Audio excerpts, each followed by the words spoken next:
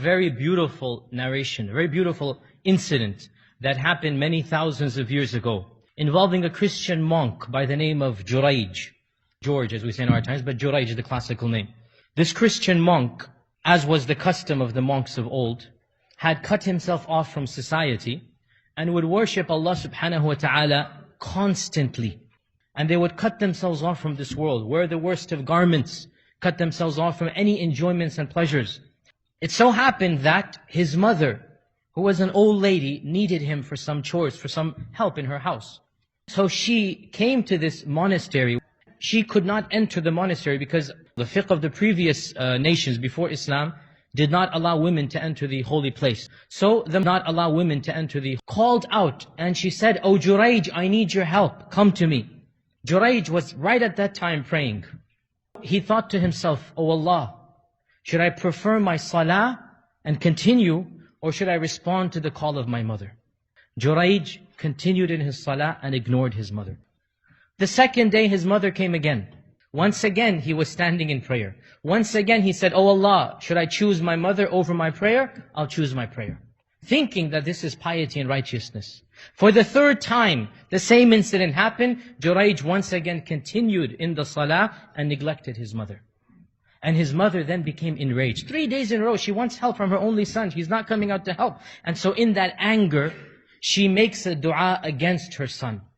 And as you know, the dua of the parents for and against their children is accepted. So she said, "Oh Allah, make sure Jurayj never dies until he sees the faces of prostitutes." Meaning, make his reputation go to nothing. Allow him to be seen with prostitutes. In her anger, this is what she said. Allah Azza wa Jal responded to her dua, and it's one of the beauties of the incidents, and also saved Jurayj's reputation at the same time. So a prostitute offered herself to Jurayj, and Jurayj ignored and neglected her.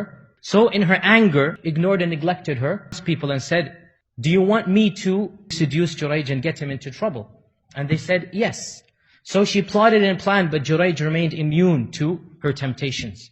When she could not find a way to Jurayj, she got pregnant with another man, a shepherd, a farmer, and she then claimed to the townspeople, "This is the child of Jurayj." So the townspeople got so angry, even though they were the ones, this is the way how people are, a'udhu billah. They want to see some action. They were the ones who enticed the prostitute as well. When the prostitute is successful, they now take their anger out on Jurayj. And so they went to his monastery, and they broke it down, and they destroyed it, and they started beating him with shoes and sticks, and stoning him, saying, "How could you do this, Jurayj?" Jurayj said, What did I do?" They said, "This prostitute has accused you of fathering her child." And so Jurayj immediately remembered the dua of his mother. And he said, "This is the dua of my mother happening in front of my eyes. I have been accused of doing this immoral deed." He said, "Allow me to pray 2 rak'at. So he prayed 2 rak'at, and then he poked the baby and said, "Speak, who is your father?" And so the child, one of the few babies ever to speak in the history of mankind, the child said, "My father is the shepherd." And so when the people saw this, they apologized to Jurayj, and they saw that a miracle had occurred, and they said, "We will rebuild your monastery with gold and silver." "No, build it with mud and sand as it was, and let me continue in my worship."